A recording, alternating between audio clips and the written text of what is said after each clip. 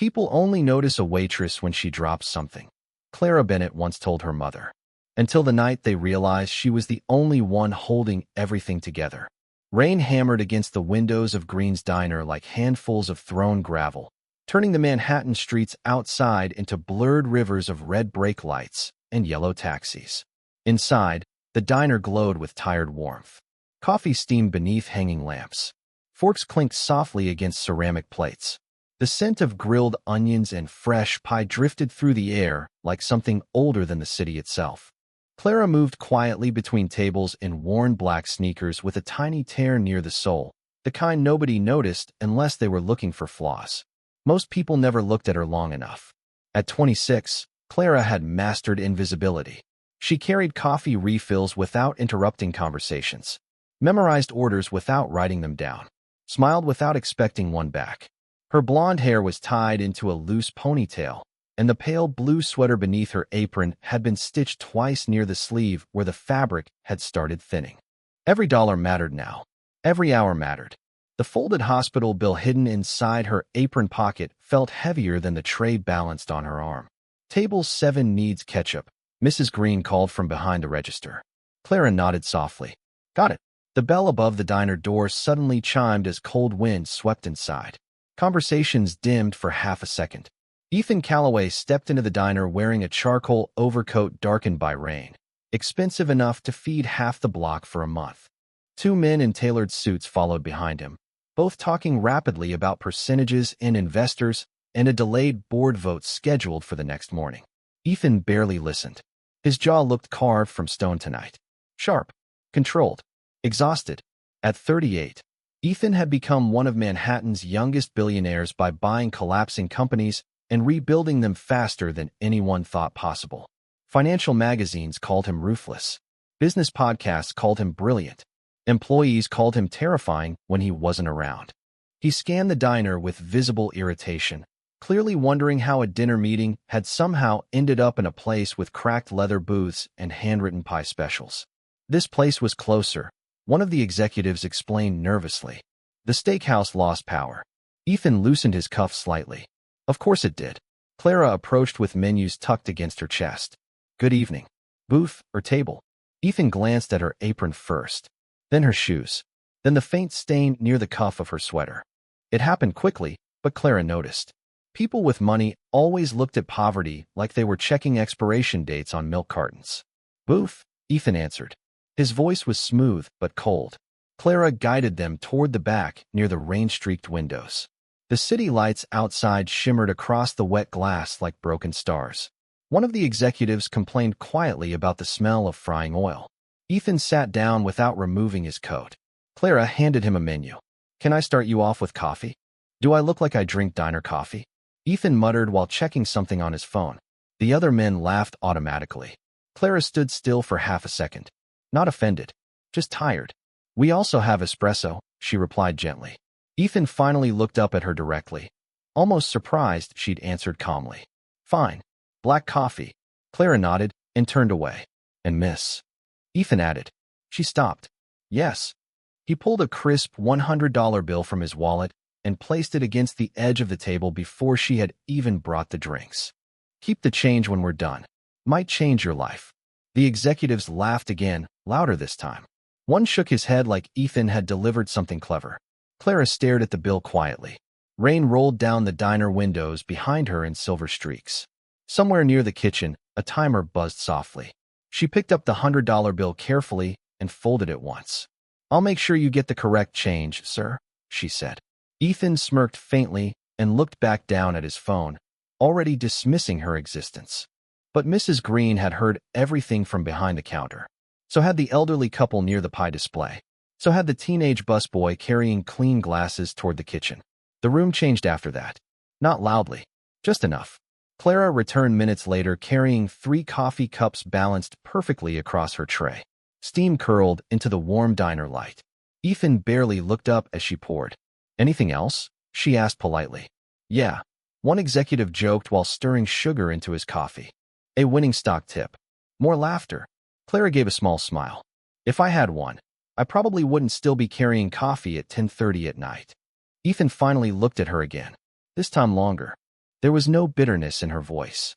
No self-pity. Just honesty. Calm. Controlled honesty. And somehow that irritated him more than if she'd snapped back. He slid the menu aside. People like you always say things like that. Clara tilted her head slightly. Like what? Ethan leaned back against the booth. Like money is luck. Like rich people just woke up one day with everything handed to them. Clara reached for the empty cream container beside his cup. I didn't say that. No, Ethan replied coolly. But you thought it. Silence settled briefly over the table. Heavy. Quiet. Outside, thunder rolled somewhere far uptown.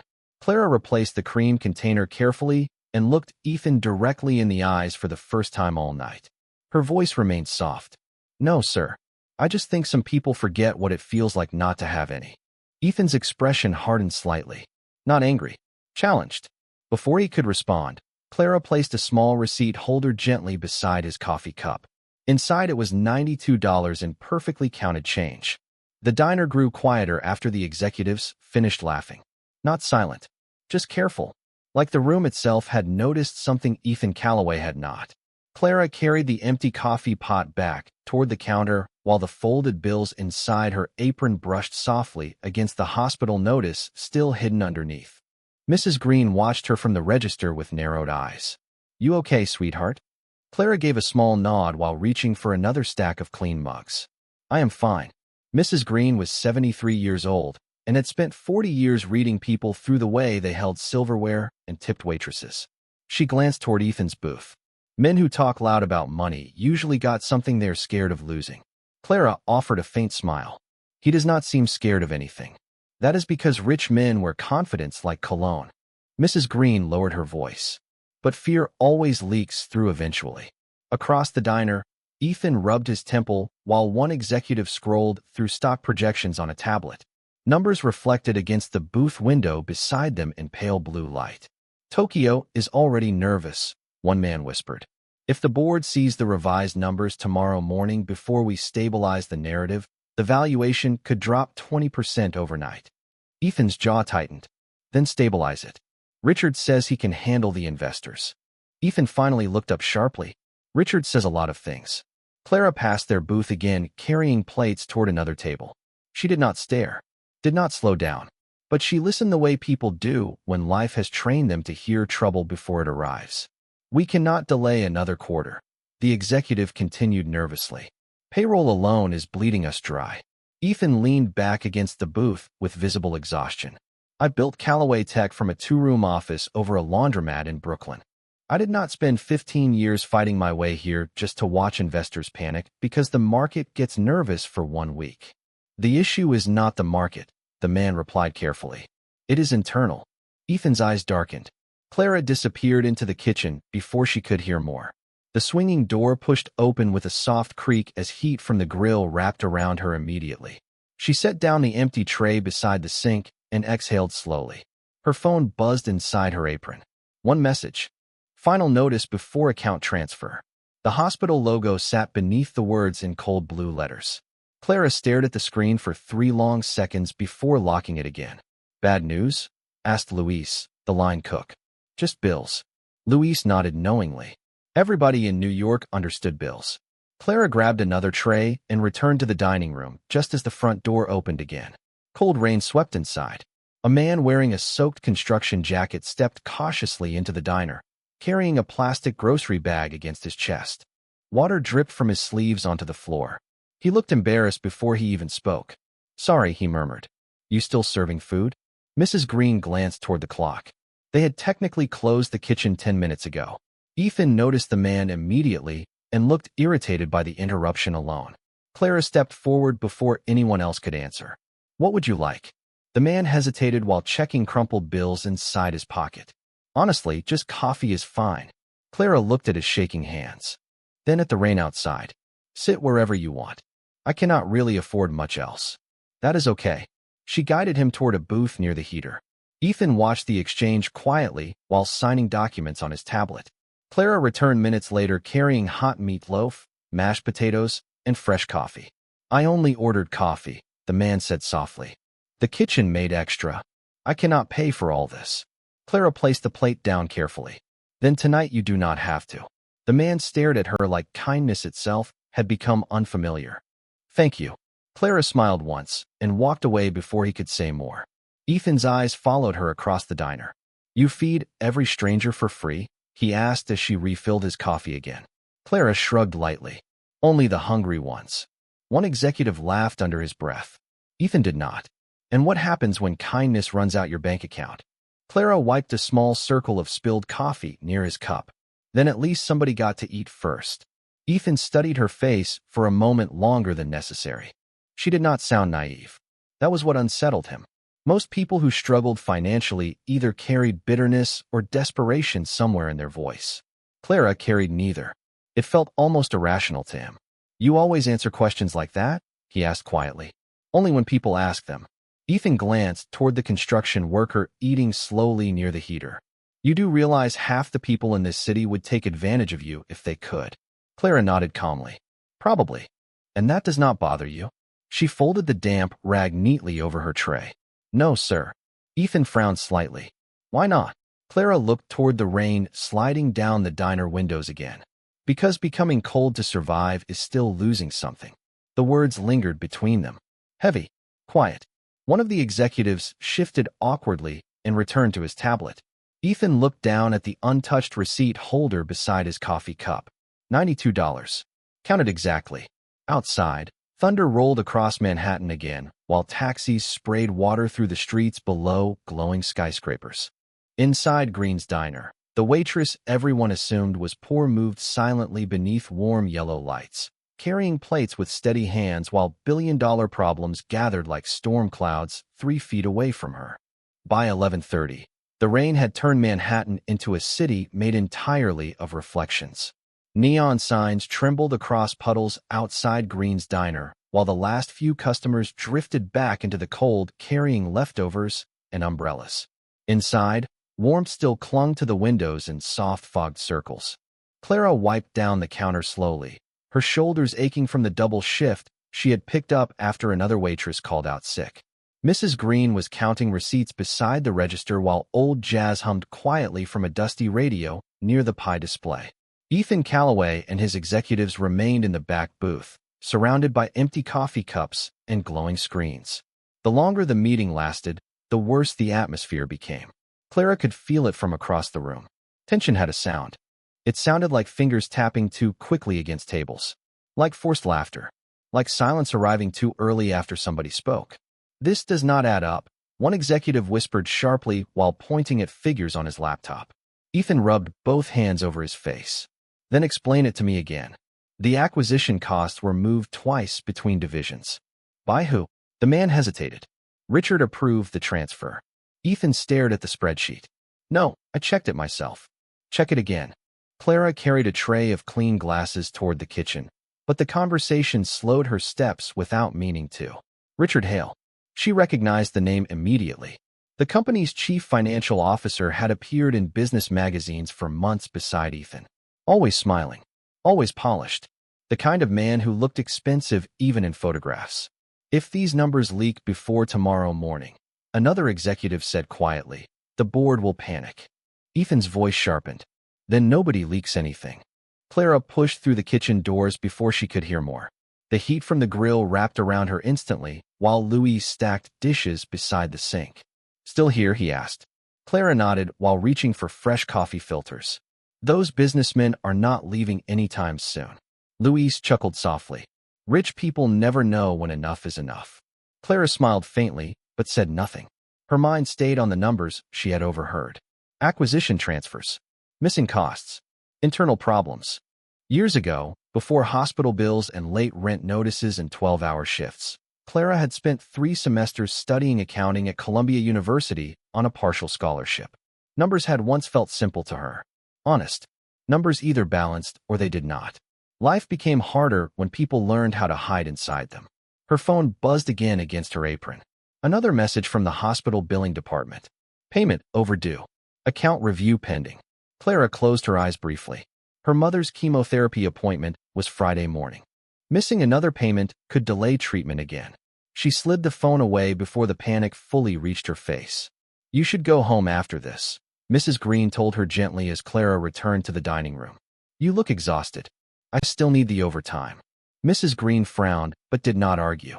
She understood what survival looked like in New York. Across the diner, Ethan stood from the booth and walked toward the front windows with his phone pressed against his ear.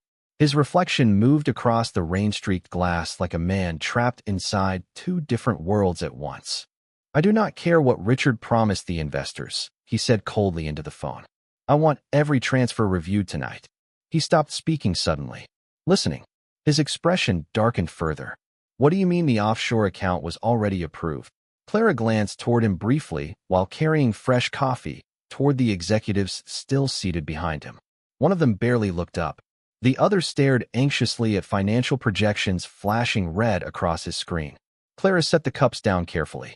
A spreadsheet remained open beside one executive's hand. Most people would have seen meaningless columns of numbers. Clara did not. Her eyes caught one line instantly. Asset redistribution adjustment. Then another. Vendor reconciliation deferred. The amounts beneath them were enormous. Tens of millions moved quietly between departments over multiple quarters. Hidden beneath ordinary language. Her stomach tightened. Can I get you gentlemen anything else? She asked softly. A miracle, one man muttered under his breath. Clara almost walked away. Almost. Then she noticed something else. The transfer approvals all carried Richard Hale's authorization code. Every single one. Ethan returned to the booth moments later, rainwater still clinging faintly to his coat sleeves. Richard is not answering, he said flatly. His assistant claims he left the office 3 hours ago. One executive looked visibly nervous now. That is not normal. Ethan sat slowly. No, it is not. Clara stepped back toward the counter while her thoughts raced quietly beneath her calm expression. The numbers were wrong. Not accidentally wrong. Carefully wrong. The kind designed to survive audits unless somebody knew exactly where to look. Outside, thunder rolled low across the skyline while headlights slid through the wet streets below towering office buildings. Ethan stared at the spreadsheets again like a man trying to stop a crack from spreading through glass with his bare hands. For the first time all night, Clara saw something different in him. Not arrogance. Not irritation. Fear. Small. Hidden. But real. Mrs. Green touched Clara's elbow gently. Honey. Clara blinked. Sorry. You drifted off for a second. Clara looked back toward Ethan's booth once more. The executives were whispering urgently now, while red numbers reflected across their exhausted faces. Mrs. Green, Clara asked carefully, do you still keep that old office computer in storage? The older woman looked confused. The dusty one upstairs? Clara nodded slowly. Does it still work? Mrs. Green shrugged. Probably. What? Clara stared at the storm outside for one long, quiet moment. Then she looked back toward the billionaire who once believed kindness was weakness and money explained everything. Because I think something terrible is about to happen to that company. The clock above the pie display crept past midnight, while rain continued washing silver across the diner windows. Green's diner should have been empty by now. The stools should have been flipped upside down on tables. The lights should have been dimmed low for closing. Instead, tension still hung in the air like static before a storm. Ethan Calloway remained locked inside a growing nightmare made of spreadsheets, phone calls, and missing explanations. Clara stood behind the counter pretending to organize receipts while her thoughts moved faster than her hands. She had seen enough accounting structures during college to recognize fraud when it appeared dressed as paperwork. The problem was not the numbers themselves. The problem was the pattern hiding underneath them. Carefully delayed reconciliations. Temporary holding accounts. Internal transfers disguised as vendor restructuring. Somebody had been moving money slowly enough to avoid panic, but aggressively enough to prepare for something bigger. An exit. Mrs. Green watched Clara quietly. You got that look again. Clara glanced up. What look? The one smart people get when they are trying not to say something. Clara lowered her eyes toward the receipts. I think his company is in serious trouble. Mrs. Green followed her gaze toward Ethan's booth. Then let the rich folks figure it out. Clara wanted to agree. Really wanted to. Her life already carried enough weight. Rent overdue. Hospital bills stacking faster than she could pay them. A mother fighting cancer 3 subway stops away in a small apartment that smelled faintly of medicine and lavender tea. None of Ethan Calloway's problems belonged to her, and yet she kept thinking about the employees mentioned earlier. Payroll bleeding us dry. Thousands of people probably depended on that company surviving. Thousands of people who would never even know their jobs were balancing near the edge of collapse tonight. Ethan suddenly slammed a hand against the booth table hard enough to rattle the coffee cups. Not violent, just exhausted. How did nobody catch this earlier? One executive swallowed nervously. Richard controlled the internal approvals personally. That is not an answer. He handled every audit himself. Ethan stared at the screen with cold disbelief, which means he made sure nobody looked too closely. Clara exhaled slowly. She knew that tone now. The sharpness had changed. Earlier tonight, Ethan sounded arrogant, untouchable. Now he sounded like a man realizing the floor beneath him might not be real. She picked up a fresh pot of coffee and walked carefully toward the booth. The executives barely noticed her. Their attention remained trapped inside glowing screens and whispered damage estimates. "Coffee?" Clara asked softly. Ethan nodded absently without looking up. She poured quietly while numbers reflected across the lenses of one executive's glasses. Offshore holdings, deferred liabilities, emergency liquidity risk. Clara's eyes moved instinctively over the data. Then she saw it. One tiny inconsistency buried beneath a transfer log. Her heartbeat slowed. Not faster, slower. That always happened when her brain focused completely. Richard Hale had duplicated vendor routing numbers under two separate subsidiaries. One fake, one real. It was hidden well, but not well enough. Clara placed the coffee pot down carefully. "Excuse me," she said gently. Nobody answered at first. Ethan kept staring at the screen. "Sir." Ethan looked up with visible impatience. "What?" Clara hesitated for only a second. "I think your chief financial officer may be moving money through mirrored vendor accounts." Silence. Absolute silence. One executive blinked at her.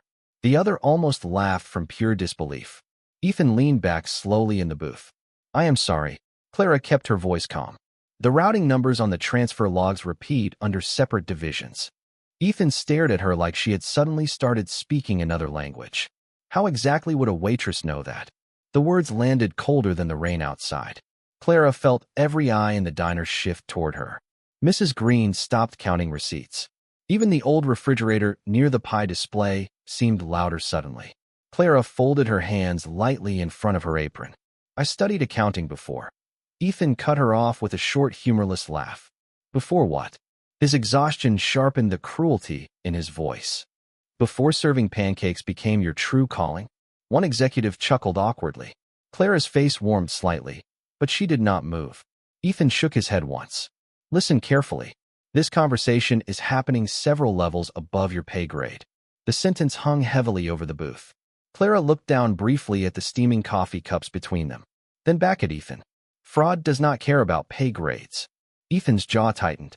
"You think overhearing half a conversation makes you qualified to advise billion-dollar corporations?" Clara reached quietly toward the tablet, still lying open beside him. "No, sir." She pointed gently toward one line buried in the spreadsheet. "I think duplicated routing patterns usually mean somebody expects nobody else to notice them." One executive frowned immediately and leaned closer toward the screen. His expression changed first. Then the other executives did too. Ethan looked between them sharply. "What?" The older executive swallowed. "Wait." His fingers moved quickly across the keyboard. "That routing number, it does repeat." Ethan grabbed the tablet instantly. His eyes scanned the screen faster now.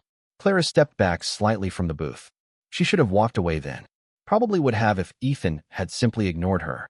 Instead, he looked up again, pride already fighting against the possibility she might be right. "Coincidence," he said flatly. Clara shook her head once. "Not with mirrored transfers."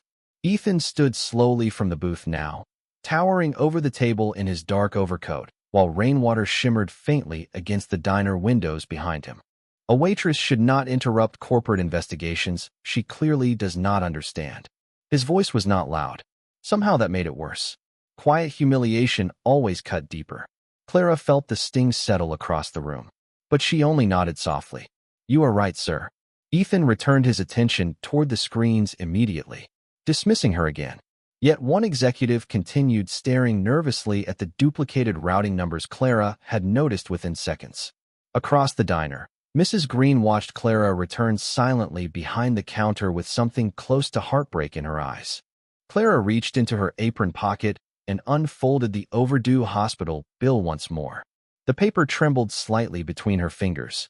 Not because she was weak, because she was tired. Outside, thunder rolled across Manhattan while inside Green's diner. The billionaire who believed intelligence belonged only to powerful people kept searching desperately for answers the quiet waitress had already begun solving. The rain finally softened sometime after 1 in the morning, but the tension inside Green's diner only grew heavier. The city outside looked washed clean beneath the streetlights, yet nothing about Ethan Calloway's expression looked calm anymore. He remained standing beside the booth with his sleeves rolled slightly upward now, staring at the duplicated routing numbers Clara had pointed out minutes earlier. One executive kept rechecking the transfers while the other whispered urgently into a phone near the front window. Clara stayed behind the counter pretending to polish silverware, though her attention never fully left the glowing screens across the room. Mrs. Green leaned closer beside her. "You should not have gotten involved." Clara nodded softly. "I know. Then why did you?" Clara looked toward the exhausted executives surrounded by panic and spreadsheets. "Because I think they are running out of time." Mrs. Green sighed quietly. "And what happens if they blame you when things get worse?" Clara folded the towel carefully in her hands. "People like him already decided who I am the second I walked to the table." Across the diner, Ethan suddenly looked up from the tablet again. "Run the vendor history back 18 months, he ordered sharply. "Every transfer. Every approval. We already started." "Do it again." One executive hesitated before speaking carefully. "If Richard moved funds through duplicate accounts, there may be exposure far beyond payroll." Ethan's face hardened. "How far?" The man swallowed visibly. "Potentially enough to trigger federal review." Silence. Heavy silence. Ethan turned slowly toward Clara behind the counter. For a brief second, it almost looked like he wanted to ask another question. Pride stopped him before the words formed. Clara lowered her eyes first and returned to polishing silverware. Some people would rather drown quietly than admit somebody unexpected had thrown them a rope. 20 minutes later, one executive rushed back from outside carrying fresh printed reports from a nearby office center. Papers scattered across the booth table beneath yellow diner light. Clara watched from a distance while Ethan flipped through pages faster and faster. Then he stopped moving entirely. His expression changed. Not anger this time. Shock. "This cannot be right," he whispered. The executive across from him looked pale. "Richard redirected reserve capital through shell vendors over 6 quarters. Ethan stared at the paperwork. "How much?" "Too much." Clara closed her eyes briefly. She already knew. Numbers left fingerprints when greed touched them long enough. Ethan suddenly grabbed his coat from the booth. "I am going to the office." "At this hour?" "If Richard wiped internal backups already, every minute matters." He turned sharply toward the exit before stopping halfway across the diner. Slowly, almost reluctantly, he looked back toward Clara. The diner had gone quiet enough that even the coffee machine humming near the counter sounded loud. Ethan walked toward her with measured steps. Expensive shoes against old black tile. Clara set the silverware down gently. Ethan stopped on the opposite side of the counter, close enough now that she could see exhaustion settling beneath his eyes. "You studied accounting?" he asked flatly. Clara nodded once. "A long time ago." "Where?" "Columbia." Ethan frowned slightly. "Then why are you working here?" Clara gave the smallest shrug. "Life got expensive." Ethan looked like he wanted to ask more, but the question stayed trapped somewhere behind years of control and caution. Instead, he reached into his wallet and placed a business card on the counter between them. Thick white cardstock. Silver lettering. "If you remembered something important," he said carefully, "call me." Clara looked down at the card without touching it. Ethan's voice lowered slightly. "You were right about the duplicate accounts." Clara finally looked up at him again. "I did not want to be." Something flickered across Ethan's face then. Respect maybe, or discomfort from realizing he had mocked someone smarter than half the people inside his boardroom. He nodded once before heading toward the door. Rain mist drifted faintly through the cold air as he stepped outside with his executives following close behind. The bell above the diner door chimed softly behind them. Silence settled over Green's diner again. Mrs. Green crossed her arms. "Well," Clara stared at the business card still lying on the counter. "Well, what?" "You just impressed a billionaire." Clara smiled faintly without humor. "No, I embarrassed one." Upstairs above the diner, the tiny storage office still smelled faintly like dust and old paper. Clara sat alone in front of the outdated computer Mrs. Green had helped restart while rainwater tapped softly against the small window nearby. Ethan's business card rested beside the keyboard under dim yellow light. Clara opened public corporate filings first, then archived vendor reports, then transfer disclosures connected to Callaway Tech subsidiaries. Her fingers moved quickly now, calm, focused, the way they used to during long nights studying for accounting exams before hospitals replaced classrooms in her life. 30 minutes passed, then 40. Finally, Clara froze. There it was, a hidden pattern buried beneath deferred vendor reconciliation reports connected to Richard Hale's authorization chain. Not just missing money, planned disappearance. Richard had been preparing to collapse internal liquidity right before the next investment round. If the board approved the public valuation tomorrow morning without discovering the losses first, the fallout would destroy the company overnight. Thousands of employees, retirement accounts, health insurance plans, entire departments. Clara leaned back slowly in the chair. Her mother's hospital bill still sat folded inside her apron pocket. Ethan Callaway had humiliated her less than an hour ago. He had looked at her like intelligence could not survive inside a diner uniform. Yet Clara kept staring at the evidence glowing across the dusty monitor screen. Then quietly, almost sadly, she whispered to the empty room, "Your employees do not deserve this." Outside, Manhattan shimmered beneath the storm while upstairs above a small diner, the waitress a billionaire dismissed as unimportant began gathering the evidence that could save his entire company. At 2:15 in the morning, Manhattan looked strangely beautiful from the tiny office above Green's diner.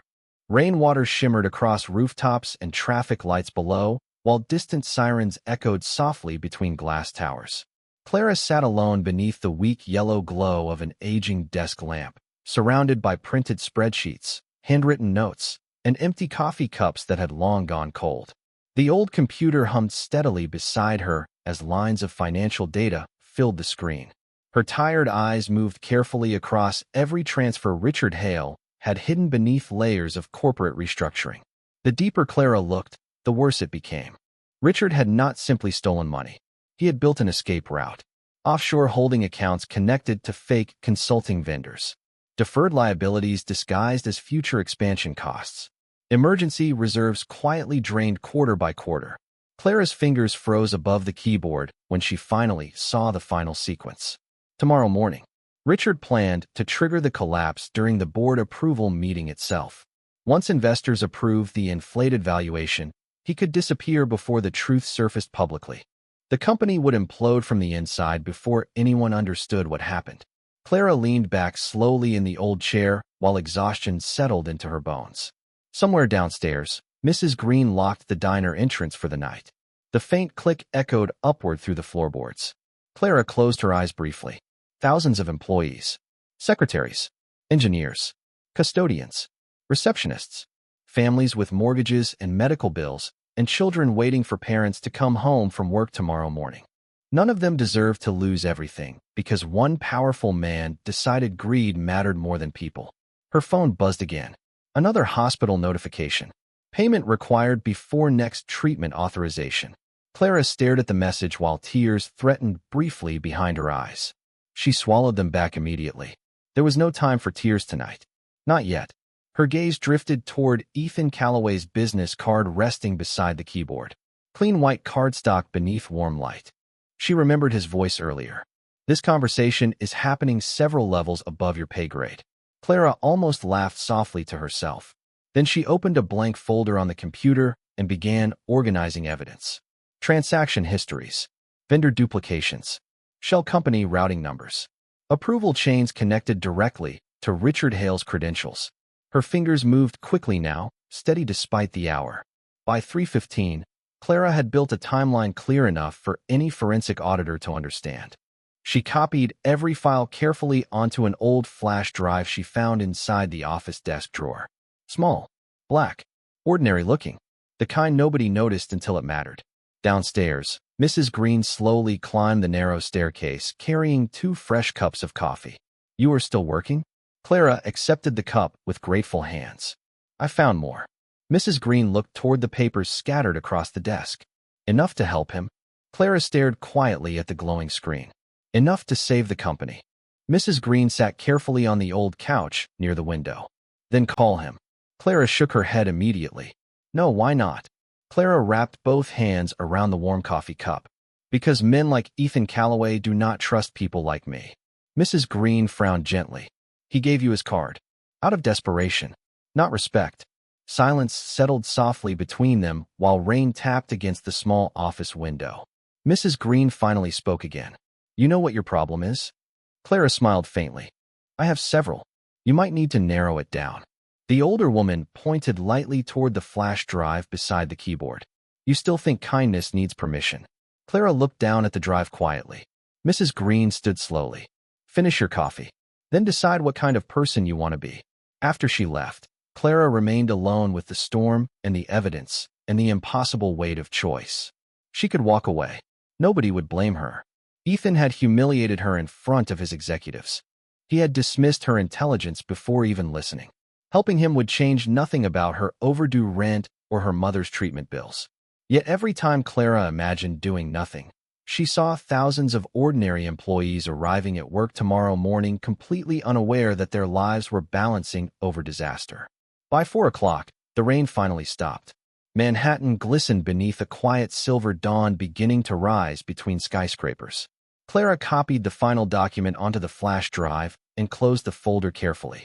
Then she printed one single sheet of paper and folded it neatly beside the drive. No name, no explanation, just one sentence typed clearly across the page. Verify the mirrored vendor transfers before opening bell. Richard Hale is preparing to disappear. Clara slipped the flash drive into her coat pocket and finally stood from the desk. Her legs ached from exhaustion as she made her way downstairs through the darkened diner. The world outside smelled like wet pavement and cold morning air. Mrs. Green waited near the counter with crossed arms. You decided? Clara nodded softly. I am leaving this anonymously. Because you are afraid? Clara looked toward the sleeping city beyond the diner windows. Because this should never become about me. 30 minutes later, the lobby of Callaway Tech looked almost unreal beneath polished marble and enormous glass walls reflecting the first pale light of dawn. Security guards moved quietly between elevators while exhausted overnight staff carried coffee through empty hallways.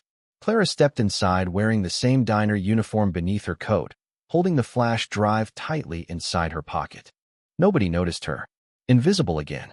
She approached the front reception desk calmly. Can I help you?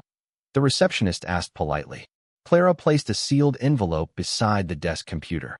This needs to reach Ethan Calloway immediately. Do you have an appointment? Clara shook her head once. No, but if he does not read it before the market opens, thousands of people may lose their jobs today. The receptionist's expression shifted slightly. Your name? Clara looked down briefly at the envelope. Then back up. It does not matter. And before anyone could stop her, the quiet waitress who had spent all night saving a company that never respected her turned and disappeared back into the awakening streets of Manhattan. By 7:30 that morning, the 42nd floor of Callaway Tech looked less like a corporate headquarters and more like a building preparing for impact. Phones rang nonstop across the executive offices. Financial analysts moved quickly between glass conference rooms carrying tablets and printed reports. Coffee cups piled beside computer monitors while giant digital stock boards flickered red across the trading wall outside the main boardroom. Ethan Calloway stood near the floor-to-ceiling windows overlooking Manhattan, still wearing the same dark coat from the night before. He had not slept. The envelope from the diner waitress sat open on the conference table behind him beside the small black flash drive that had already changed everything. Run it again, Ethan ordered quietly without turning around. We already verified it twice, one auditor replied nervously. Then verify it a third time. The auditor swallowed and returned to his laptop immediately. Across the room, another executive lowered his phone slowly. Richard Hale's apartment is empty. Ethan closed his eyes briefly. Airport records. No outgoing flights under his name. Which means he planned this carefully. Silence settled over the boardroom while the city glowed cold beneath cloudy morning skies outside. Ethan finally turned back toward the conference table. The evidence from the flash drive covered every screen now. Hidden offshore transfers, shell corporations, vendor manipulations, deferred liabilities disguised beneath expansion costs. Enough fraud to collapse the company within hours if the market opened before they froze the accounts. Ethan stared at the files with growing disbelief. Not because the evidence was weak, because it was precise. Whoever uncovered this understood forensic accounting at an elite level. Every discrepancy was highlighted clearly. Every hidden sequence connected perfectly. The anonymous sender had not simply warned him. They had practically saved the company overnight. Who delivered the envelope? Ethan asked suddenly. His assistant checked her notes quickly. Front desk security said a woman dropped it off around 4:40 this morning. Name? She refused to give one. Ethan's jaw tightened slightly. Description? The assistant hesitated. Blonde. Blue sweater under a diner apron. The room went still. One executive slowly looked up from his laptop. Ethan said nothing for several long seconds. Then finally, almost to himself, he whispered, Clara. The name felt strange in his voice now. He remembered her standing quietly beside the booth while he dismissed her like background noise. The tear near her shoe sole. The hospital bill folded inside her apron pocket. The calm way she returned $92 in exact change after he tried to humiliate her with money. And worst of all, he remembered the moment she pointed directly toward the duplicated routing numbers while he laughed at her in front of everyone.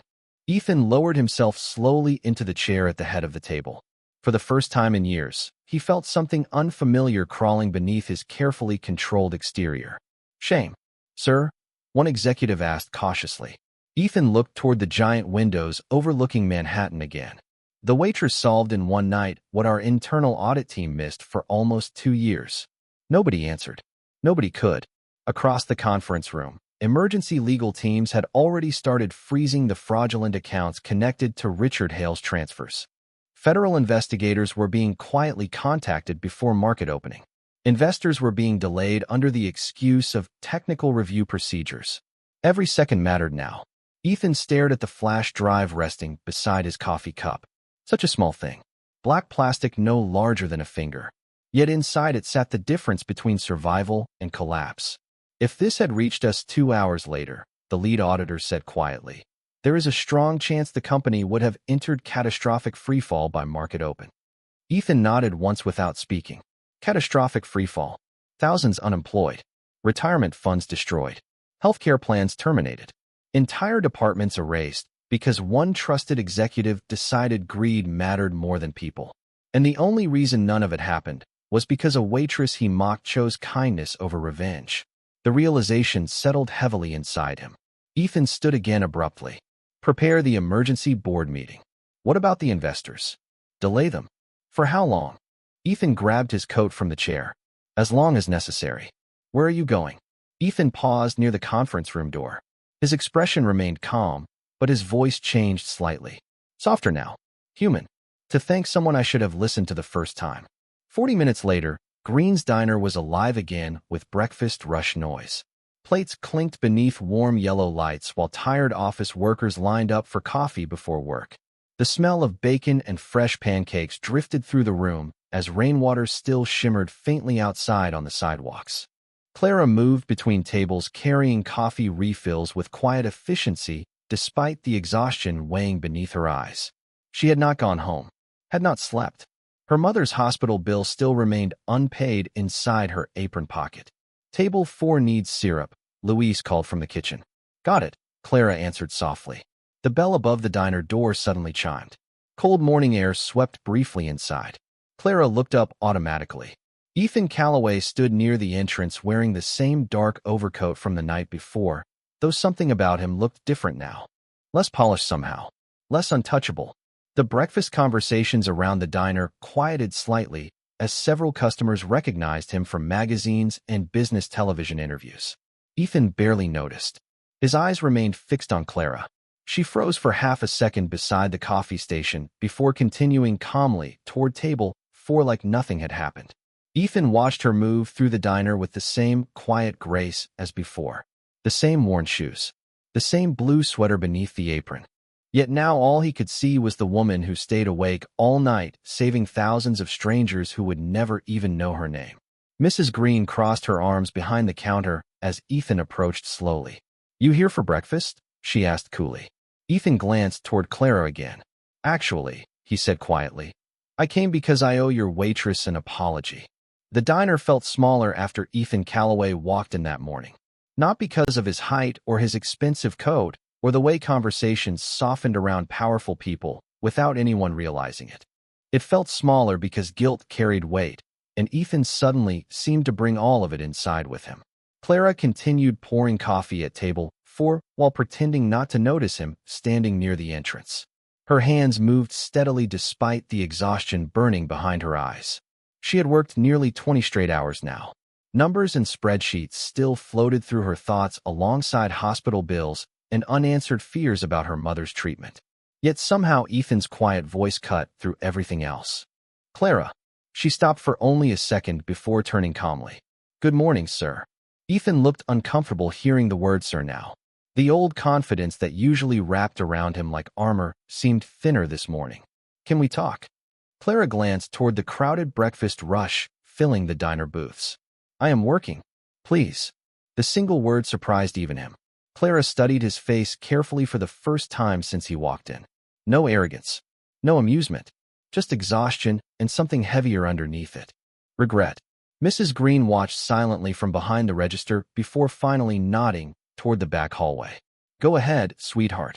I can cover your tables for 5 minutes. Clara hesitated briefly, then removed the order pad from her apron pocket and placed it beside the coffee station. Ethan followed her quietly toward the narrow service hallway near the kitchen where the noise of the diner softened into distant clattering dishes and muffled conversations. The hallway smelled faintly like dish soap and fresh bread. A single flickering light buzzed overhead. Clara crossed her arms lightly beneath her sweater. What did you want to say? Ethan looked at her for a long moment before answering. You saved my company. Clara lowered her eyes briefly. I only showed you the truth. You did more than that. Ethan shook his head slowly. Federal investigators froze the accounts 30 minutes before market opening. If they had not, he stopped speaking. The sentence felt too heavy to finish out loud. Clara leaned quietly against the wall beside stacked supply boxes. Then your employees would have suffered for someone else's greed. Ethan stared at her in disbelief. After the way I treated you, why would you still care about my employees? Clara answered immediately. Because they did nothing wrong. Silence settled softly between them. Somewhere nearby, a cook shouted an order number through the kitchen window. Plates clinked. Coffee poured. Ordinary life continued, while something inside Ethan shifted painfully for the first time in years. I mocked you, he admitted quietly. I dismissed you before I even knew who you were. Clara gave a faint, tired smile. Most people do. Ethan frowned slightly. That should bother you more. Clara looked toward the hallway window where pale morning light reflected softly against the glass. Maybe it used to. Ethan followed her gaze. You studied at Columbia. You understand forensic accounting better than people on my executive team. Why are you here?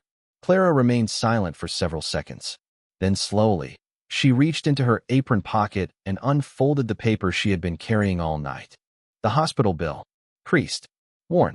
Overdue stamps printed across the top in red letters. Ethan looked down at it quietly. My mother has stage 3 lymphoma, Clara said softly. I left school after her second round of chemotherapy because somebody needed to pay the bills. Ethan's chest tightened unexpectedly. Clara continued calmly, almost like she was describing weather instead of heartbreak. The scholarship covered tuition. It did not cover medicine, or rent, or subway rides at 4 in the morning. Ethan looked at the paper again, then at the tiny tear near the sleeve of her sweater, then at the exhaustion she had hidden beneath kindness all night while saving people who would never know her name. And you still helped me, he whispered. Clara folded the bill carefully before placing it back into her apron. I helped your employees. Ethan exhaled slowly. Do you know what the auditors said this morning? Clara shook her head once. They said whoever built that evidence package probably prevented one of the largest corporate collapses in New York this year. Clara looked down quietly. Ethan stared at her with growing disbelief. And you did all of that upstairs over a diner using a computer older than some interns at my office. For the first time all morning, Clara almost laughed softly. It froze twice. Ethan smiled faintly despite himself. The smile disappeared just as quickly. Clara, he paused, searching for words that did not sound hollow. I owe you more than an apology. Clara looked directly at him now. Calm blue eyes. Tired but steady. You do not owe me anything. That is not true. Yes, she said gently. It is. Ethan frowned. After everything, Clara interrupted softly. Kindness is not a transaction, Mr. Calloway. The sentence hit him harder than any accusation could have, because she meant it completely. Ethan had spent most of his adult life believing everything carried a price. Loyalty, time, talent, respect. Every relationship eventually became negotiation. Yet this exhausted waitress standing in a narrow diner hallway had quietly saved thousands of strangers without asking for recognition, money, or revenge. Ethan suddenly realized he had spent years surrounded by ambitious people while completely forgetting what genuine goodness looked like. I still treated you terribly, he admitted. Clara shrugged lightly. You were scared. Ethan blinked. Scared. Powerful people become cruel when they feel things slipping beyond their control. Ethan stared at her speechlessly. The woman he mocked for being poor somehow understood him more honestly than most executives who had worked beside him for years. From the diner floor outside the hallway, Mrs. Green's voice finally called out gently. Clara, table 6 needs coffee. Clara nodded toward the sound and stepped away from the wall. Ethan moved aside automatically to let her pass. Before she returned to the dining room, he spoke again quietly. I would like to help your mother. Clara stopped. No. Ethan looked surprised by the firmness in her voice. Why not? Clara faced him again. Because if you help me out of guilt, you will resent it later. Ethan shook his head immediately. I would never. You do not know that yet. Her voice softened slightly. But maybe one day you will help somebody because you finally understand what people are worth before they become useful to you. Then she gave him one last small tired smile and walked back toward the crowded diner carrying nothing except an old apron, an overdue hospital bill, and more dignity than anyone Ethan Calloway had ever met inside a boardroom. 1 year later, the rain returned to Manhattan almost the same way it had that night. Soft at first, then steady enough to turn sidewalks into mirrors beneath the city lights. Green's diner glowed warmly against the storm, unchanged in all the ways that mattered.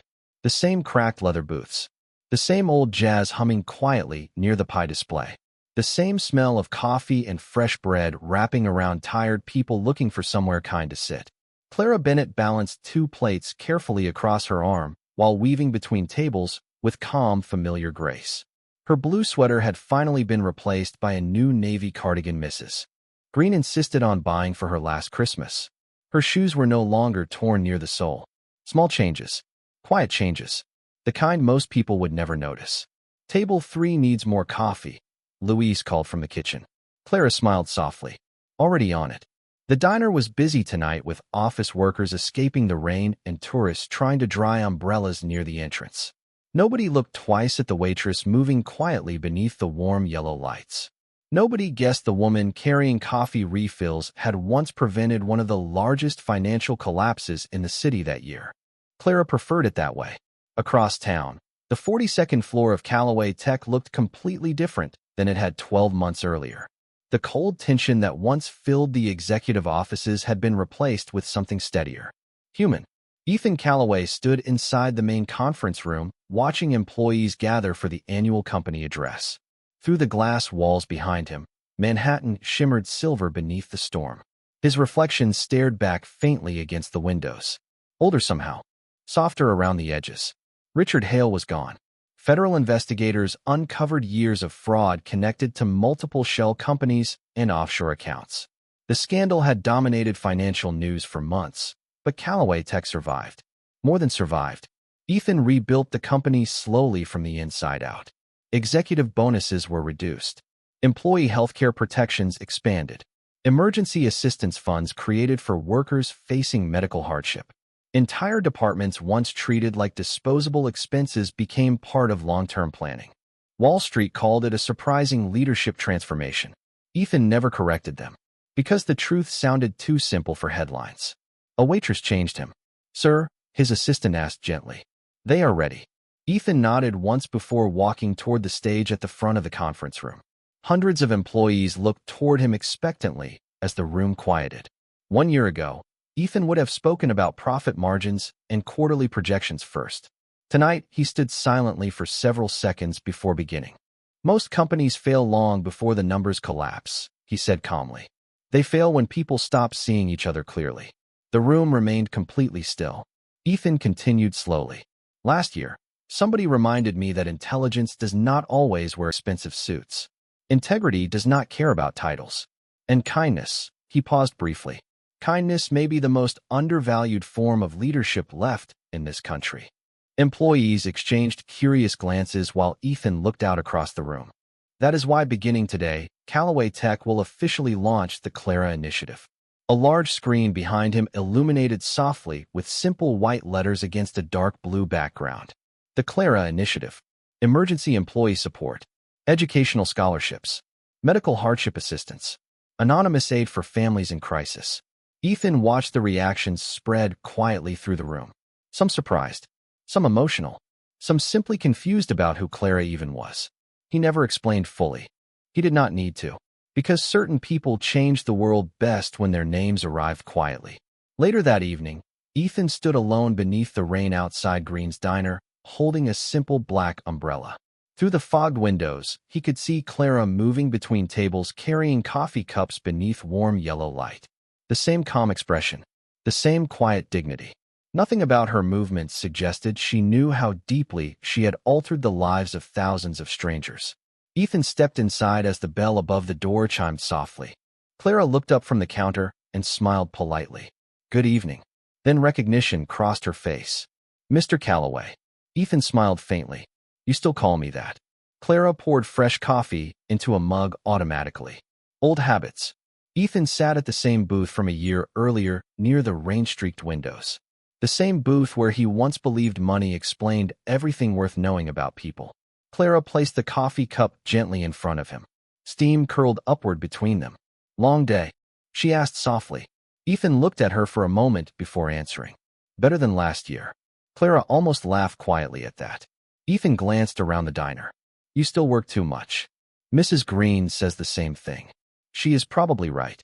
Clara leaned lightly against the edge of the booth. "And you?" Ethan stirred the coffee slowly. "I am learning." Silence settled comfortably between them while rain tapped against the windows beside the booth. Finally, Ethan looked up again. "The initiative launched today." Clara tilted her head slightly. "The employee fund." Ethan nodded. "I named it after you." Clara blinked in surprise. "You should not have done that." "Why?" Clara glanced around the diner where ordinary people laughed softly over pie and coffee, completely unaware of the conversation happening nearby. "Because people will think I did something important." Ethan looked at her steadily. "You did." Clara lowered her eyes toward the steaming coffee cup for a moment. Then quietly, almost shyly, she said, "I only tried to help." Ethan leaned back slowly against the booth and watched the rain slide across Manhattan outside the diner windows. 1 year ago, he would have called that sentence naive. Weak even. Now it sounded like the strongest thing he had ever heard. Near the register, Mrs. Green smiled faintly while pretending not to listen. Across the diner, tired strangers continued eating warm meals beneath soft yellow lights while the storm carried on outside. And somewhere between the sound of clinking coffee cups and quiet rain against glass, Ethan Callaway finally understood something success had never taught him. The people who save the world rarely look powerful while they are doing it.